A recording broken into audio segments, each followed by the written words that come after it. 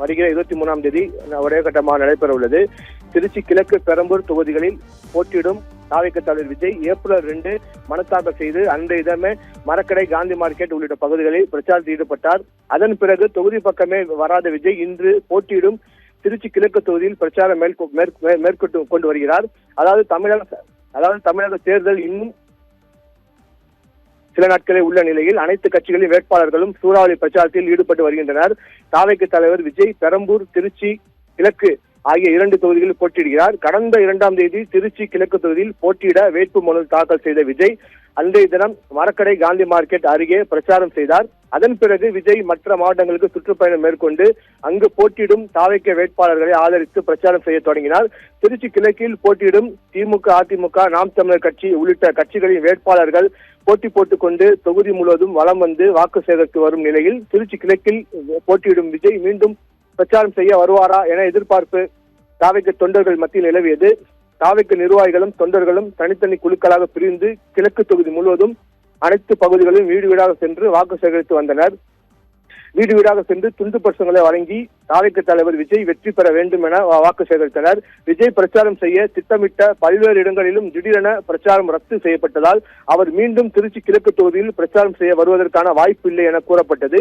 இந்த நிலையில் தாவேக தலைவர் விஜய் தற்போது திருச்சி கிழக்கு தொகுதியில் பிரச்சாரம் மேற்கொண்டு வருகிறார். அதாவது இந்த பிரச்சாரம் மேற்கொள்வதற்காக சென்னையிலிருந்து தனி விமானம் மூலம் இன்று மதியம் 3 மணிக்கு திருச்சி வந்தார். திருச்சி கிழக்கு தொகுதியில் விஜய் பிரச்சாரம் செய்வதற்கு 27 நிபந்தனைகளுடன் போலீசார் அனுமதி அளித்தனர். அதன்படி இன்று மதியம் 3 மணி முதல் இரவு 7 மணி வரை விஜய் பிரச்சாரத்திற்கு போலீசார் அனுமதி அளித்தனர். தமிழக வெற்றி கழக தலைவர் விஜய் சென்னையிலிருந்து தனி விமானம் மூலம் திருச்சி வந்தார்.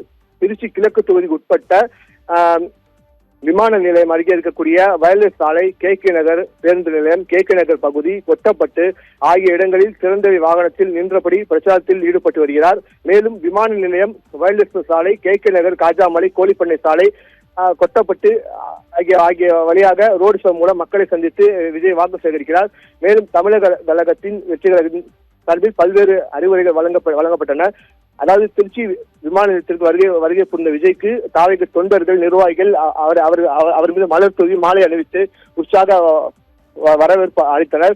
அதாவது குறிப்பாக நிர்வாகிகள் பலர் அவருக்கு பரிசு பொருட்களை விஜய்க்கு அளித்தனர். தற்போது விஜய் வயல்வேஸ் சாலையில் ரோடு ஷோ மூலம் பிரச்சாரம் மேற்கொண்டு வருகிறார். தற்போது அங்கு தொண்டர்கள் அதிக அளவில் அவரை காண்பதற்காக கூடியுள்ளனர். குறிப்பாக விஜய்க்கு பரிசு பொருட்களை கொடுத்து வருகின்றனர். மாலைகள் தூவி, மலர்கள் தூவி விஜய் வரவேற்று இந்த பிரச்சாரத்தில் ஈடுபட்டு வருகின்றனர்.